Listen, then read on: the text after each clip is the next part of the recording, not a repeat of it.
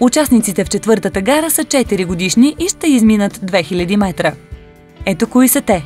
Кон Биг Бай със собственик Стефан Сергеев, Монет Ловек с Илчо Илчев, Кон Боинг с Петър Шарков и Таманго с Милчо Анев. Стартът е даден.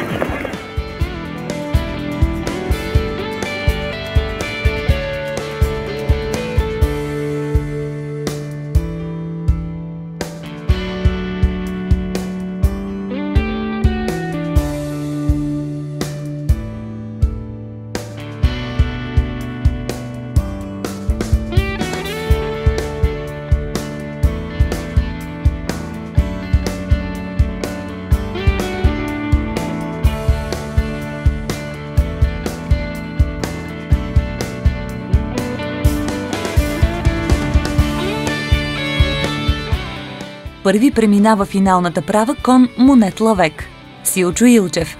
Втори остава кон Боинг с Петър Шарков.